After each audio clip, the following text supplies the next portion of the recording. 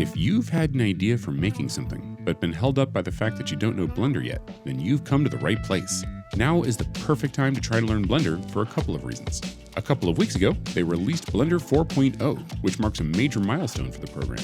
Sure, that means there's new features, but the important thing is that the UI is getting even more streamlined and easy to use. It also means that a lot of the YouTubers who are making Blender tutorials are rebooting series that are targeting people who have never opened it before. Indeed, if that's you, then this is also going to be good for you. I assume you have never opened Blender before or worked in any 3D software whatsoever. This may be a bit basic for experienced Blender users, but it may still be worth watching as I may cover some details you missed. At the very least, I can offer you the perspective of another experienced Blender user. Either way, there's always going to be timestamps in the description so that you can skip around to the part you need, and I try to speak clearly so that I can be played at double time for those that like to speedrun their tutorials.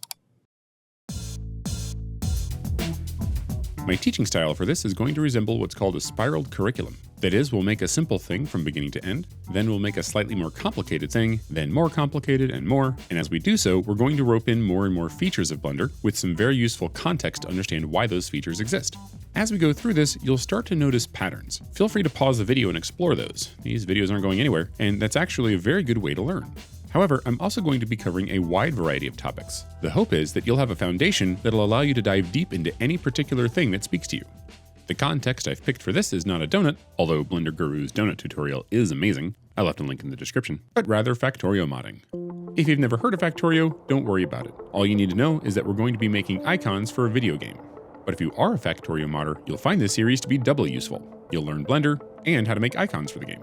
I picked this for two reasons. One, I'm a Factorio modder myself, but more importantly, not only can I rope in a bunch of different skills with this, the sequence of icons we're going to make is the perfect context for a spiraled curriculum.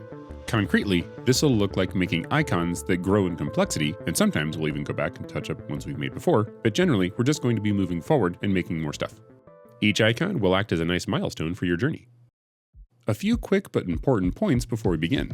First, just because Blender came out with a new version doesn't mean that tutorials for the previous versions of Blender are either invalid or hard to follow. If the UI of Blender looks like this in the tutorial you're watching, you're probably just fine. A few years ago, Blender released version 2.8, which among other things included a huge UI overhaul. Though there have been updates since then, you should still be able to follow along. If you get stuck because of a difference, usually it's just a quick Google search away to figure out how to bridge the gap and get where they're going.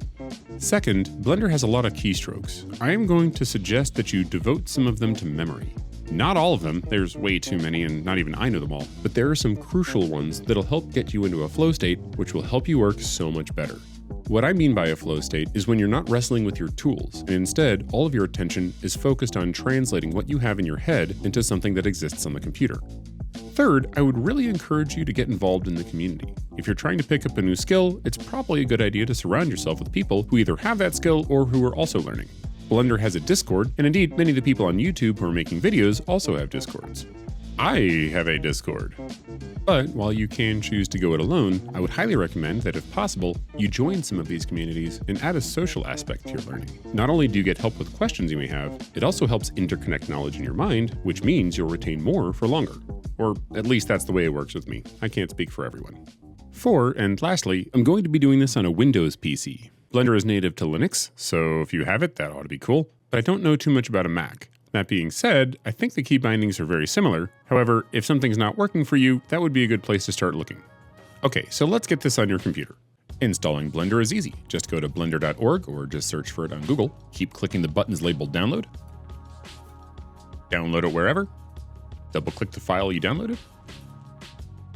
And just follow the directions. Then just run the program, and here you are. You'll be at a splash screen. Mine will look a little different than yours just because I've got some stuff I was working on. But with all that out of the way, we can go ahead and jump into the tutorial. So I'll see you in the next video.